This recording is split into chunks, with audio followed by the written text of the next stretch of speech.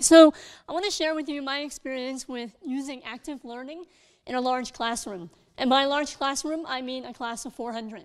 So I teach an introductory course to first-year students. And so for many of them, 70% of them, they are first-year students. So this I teach in the fall, so it's the first time they've ever been in a university classroom. And one of the things I try to do to make them feel like they're not just some random number in a sea of students is I try to get to know their names before class and during class. So now I have 400 students. There's no way I can learn all of their names. But I try, and I learn on average, in the past 4 times that I've taught, I learn on average about 40 names by the end of the semester. But surprisingly, my evaluations often have comments like, Professor Luong managed to learn all 300 names. And some of them even say, I was sad, she never learned my name. And the value of that is they feel like they're part of a community. You guys remember that show Cheers? When Norm walks into the bar, what does everyone say to him? Norm! Who doesn't like hearing their own name, right? So when they hear their own name, they feel like they're part of a community. And that matters because then they come to class. And when they come to class, they engage with you and they participate. And when they feel comfortable, they're more likely to attend. And of course, if they attend, they learn. So that's one of the key things that I emphasize in my classroom. The other thing I use that many of you are familiar with are iClickers. Now, I still encounter skeptics that say that they don't really believe it works. I use it for 2 reasons. One, obvious, is I give them weekly quizzes. It forces them to stay up to date. And it's a live poll, so they can see how they are performing relative to their peer. And there's nothing like peer pressure to tell you, oh crap, I'm falling behind. They don't believe me, but if everyone in the class is getting something right and they're not, they know they need to pick up the pace. It also has value for me. It tells me whether I'm doing what I need to do before the midterm. So I can adjust my lectures to emphasize the material that I need to and not focus on things that everyone is obviously getting.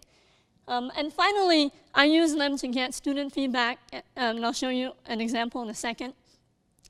Can I have the next slide?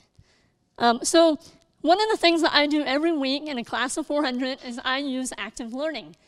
And this often includes group activities. So it is possible to do group activities in a class of 400. It works really well. The students really, really love it. The groups can be small. They can be 3 to 4 individuals, or they can be the class at large. And these larger activities can involve dynamic discussions. Now, of course, you have to create an environment where they're comfortable speaking, but it can also be me leading an activity. One of those activities that students really love are these concept maps that you can see here. This one is fairly simple, but basically, they can be as complex as you like, and they are a visual tool that allows students to create linkages between concepts that seemingly are disparate. So these seemingly different concepts can be unified under a common theme. And by creating these concept maps, the students not only identify linkages, but it also helps them recognize gaps in their own knowledge. So these concept maps, I do them every once in a while. Every Friday, I do an activity. The activities vary, but the students by far prefer these concept maps.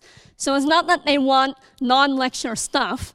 We do something every Friday regardless, but by far over 90% of them prefer these concept maps. They find them useful, and in fact, they often find that they can apply this tool in other classes moving forward. And then the most important thing is that the instructor the students need to buy into it. If they don't think that it's going to help them learn, they're not going to bother. And in a class of 400, you really need them to buy in. And the only way buy-in works is if you, the instructor, buys into it. And if you buy into it and you believe in it, so will the students. Thank you.